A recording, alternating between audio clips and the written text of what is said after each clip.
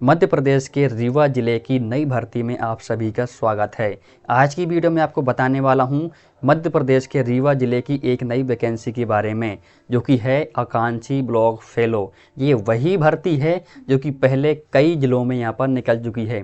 पहले ये भर्ती निकली थी विदिशा जिले में, उसके बाद ये अन्य जिलों में भी निकल चुकी है, लेकिन वहाँ पर कई जिले छूट गए थे। तो अब यहाँ पर जो जिले छूट गए हैं उन सभी पर धीरे धीरे वैकेंसी निकल रही है। तो यहाँ पर रीवा जिले में 3 पोस्ट पर वैकेंसी निकली हुई है। कैसे आपको देखना है, इसका नोटिफिकेशन कहाँ से मिलेगा? कुछ नहीं करना है, आपको गूगल पर सर्च करना है riva.nic.in। ये ऑफिशियल वेबसाइट है रीवा की। तो इस पर सर्च करने के बाद आपको सीधे नीचे आना है और यहाँ पर आपको मिलेगा नया क्या है।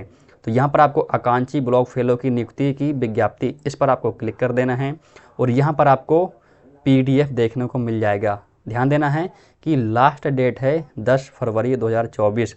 तो यहाँ से आप PDF को डाउनलोड कर सकते हो, या आप नहीं करना चाहते हैं तो मैं अपने वीडियो के डिस्क्रिप्शन में आपको टेलीग्राम चैनल का लिंक दे दूंगा। तो वहाँ से जा कर के आप टेलीग्राम चैनल से इस PDF को डाउनलोड कर सकते हो। मैंने यहाँ पर डाउनलोड कर लिया है। चलिए चलते हैं।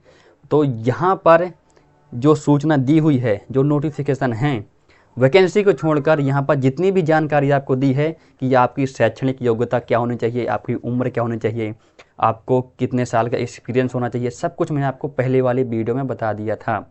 और पहले जितनी भी वैकेंसी निकली थी आकांक्षी ब्लॉक फेलो की, सेम वही नोटिफिकेशन है, सेम वही एजुकेशन क्वालिफिकेशन आपको मांगी गई है। फिर भी आपको मैं बता देता हूँ, आपको यहाँ पर पोस्ट ग्रेजुएट होना पड़ेगा। न्यूनतम आयु है 21 वर्ष, अधिकतम है 35 वर्ष। आपको डेटा विश्लेषण आना चाहिए, सोशल मीडिया के बारे में आपको पता होना चाहिए, कम्युनिकेशन स्किल आपको अच्छी होनी चाहिए, इंग्लिश बोलना आना चाहिए, लिखना भी आना चाहिए, और जो आपकी रूरल लैंग्वेज है उसकी थोड़ी बहुत आपको यहाँ पर नॉलेज होनी चाहिए। बात करते हैं चयन प्रक्रिया के बारे में। आपके पास जो डिग्री है उसमें जितने भी आपके मार्क्स हैं उसका 50% लिया जाएगा।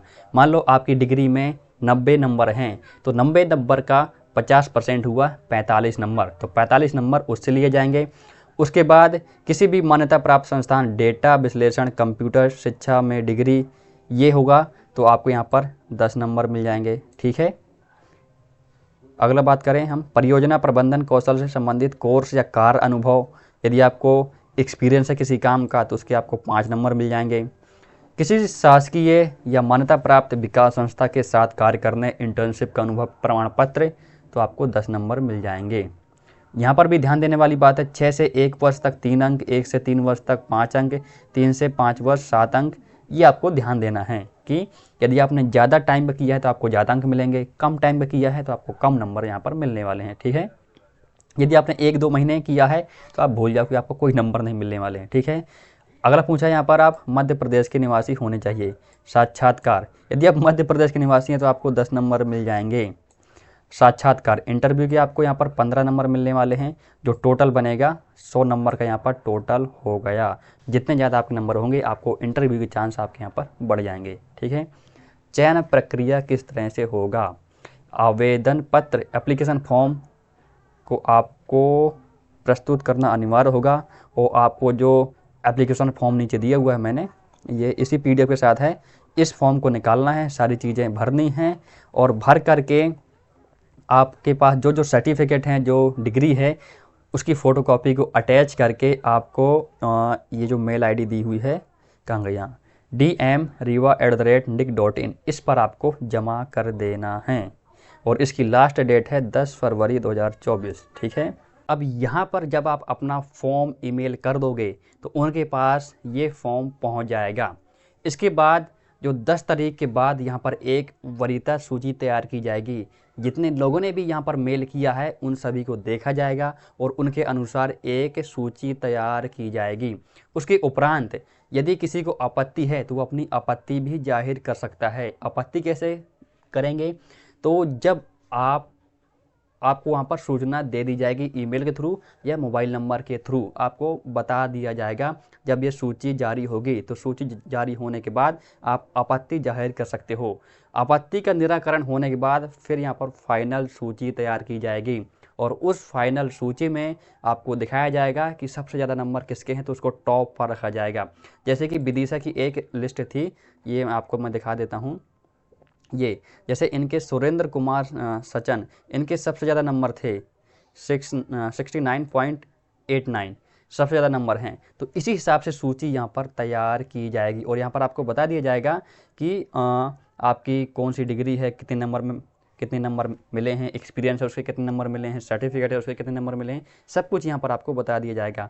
और साथ ही यहाँ पर एक कॉलम भी दिया हुआ ऑब्जेक्शन, यानी जिसने आपत्ति जाहिर की है वो भी यहाँ पर आप देख सकते हो। तो ठीक इसी तरह से यहाँ पर आपकी सूची तैयार की जाएगी। सूची तैयार होने के बाद यहाँ पर जो पहले 10 लोग हैं, यहाँ पर भी लिखा हुआ है कि आवेदकों में से मापदंड अनुसार वरीयता के आधार पर प्रथम 10 अभ्यर्थियों को साक्षात्कार हेतु आमंत्रित किया जाएगा। मतलब ये कि जो पहला नंबर है 1 से 10 नंबर तक इनको यहाँ पर बुलाया जाएगा। अगर मैं आपको बताऊं तो 1 2 3 4 5 6 7 8 9 10 इनको यहाँ पर बुलाया जाएगा।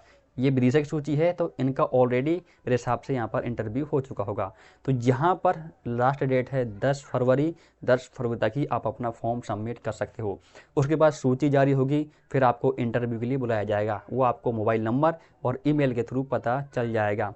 ठीक है, बाकी आप यहाँ से पढ़ लेना, कोई ज़्यादा चीज़ नहीं दी है, पहले मैंने आपको वीडियो में बता दिया था। ठीक है, तो यहाँ पर अब बात कर लेते हैं वैकेंसी के बारे में। तो यहाँ पर रीवा डिस्ट्रिक्ट में 3 वैकेंसी निकली हैं। पहला है 1 2 3। अब 3 क्यों निकाली गई हैं? अब यहाँ पर जो विदिशा ज़िला है इसमें 3 ब्लॉक आते हैं। पहला ब्लॉक है हनुमान, दूसरा है सिरमौर, तीसरा है जवा। तो विदिशा जिले के अंदर 3 ब्लॉक आते हैं, तो तीनों ब्लॉक में एक वैकेंसी खाली है। ठीक है, पद का नाम है आकांक्षी ब्लॉक फेलो। पद संख्या है उक्त प्रत्येक विकास खंड के लिए, मतलब कि एक ब्लॉक के लिए एक पद। ठीक है, तीन विकास खंड हैं, तो तीनों के लिए 3 वैकेंसी हैं, एक करके। ठीक है, आवेदन जमा करने हेतु ईमेल आईडी, तो आप ईमेल आईडी के थ्रू ही आपको जमा करना है। ईमेल आईडी का विषय, हाँ, अब आपको यहाँ पर ध्यान रखना, जब आप ईमेल करोगे तो वहाँ पर एक सब्जेक्ट का ऑप्शन आता है। आपको सब्जेक्ट में क्या लिखना है? आपको सब्जेक्ट में लिखना है application for ABP fellow. Block का नाम लिख देना है, डिस्ट्रिक्ट का नाम लिख देना है इन सब्जेक्ट फील्ड ऑफ ईमेल। ठीक है, application for ABP fellow, name of block, district. आपको 2 बार यहाँ पर लिख के बता दिया है, फिर भी आप कोई गलती मत करना।